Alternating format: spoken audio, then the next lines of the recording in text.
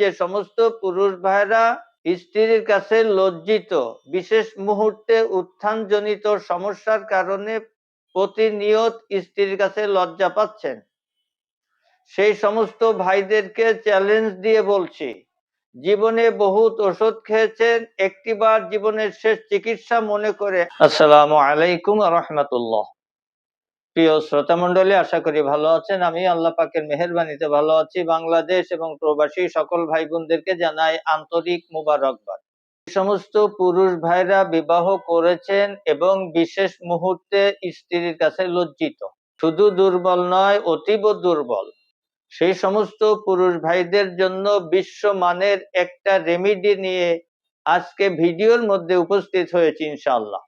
চলুন, আজকে আমাদের 5টি উপাদান লাগবে: আলকুশি, জিনসিং, তালমূল, গুক্কুর কাটা এবং শতমূল।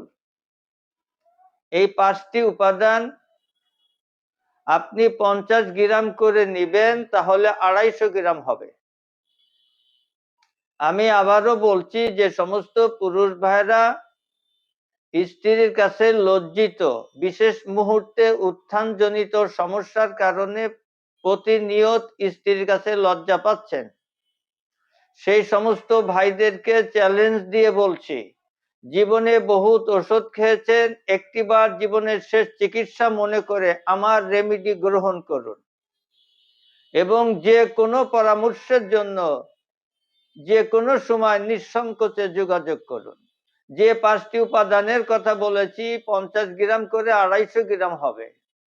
অবশ্যই শতভাগ ন্যাচারাল হতে হবে, বিশুদ্ধ হতে হবে। ভেজালযুক্ত ওষুধ ক্রয় করে খেয়ে সুস্থ হবেন না, পরে আমার বদনাম করবেন, সেটা কিন্তু হবে না।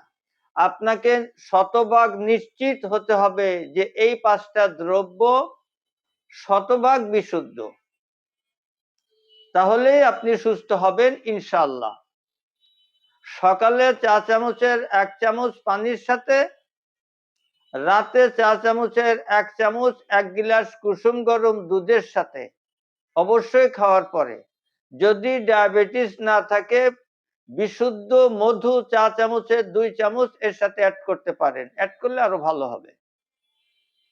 এমন ভাবে যদি আপনি 1 থেকে 2 মাস, অতিরিক্ত 3 মাস খান, আমি চ্যালেঞ্জ দিয়ে বলছি যে আপনার মেডিসিন যদি সঠিক হয়, আমি যে রেমিডির কথা বলেছি যদি শতভাগ বিশুদ্ধ হয়, আপনি মৃত্যুর আগ পর্যন্ত গোপন রোগের ঔষধ খেতে হবে না ইনশাআল্লাহ। তবে অবশ্যই চলাফেরা, খাওয়া দাওয়ার মধ্যে আপনাকে বিধিনিষেধ নিয়ে আসতে হবে অনেকটা। সেজন্য যে কোনো সময় যোগাযোগ করবেন, আমি আপনাদের প্রত্যেকটা কথার আন্তরিকভাবে উত্তর দিব ইনশাআল্লাহ। তবে সুস্থতা অবলম্বন করুন, আল্লাহ পাকের দরবারে সাহায্য প্রার্থনা করুন। আজ এখানেই শেষ করছি। আসসালামু আলাইকুম ওয়া রাহমাতুল্লাহ।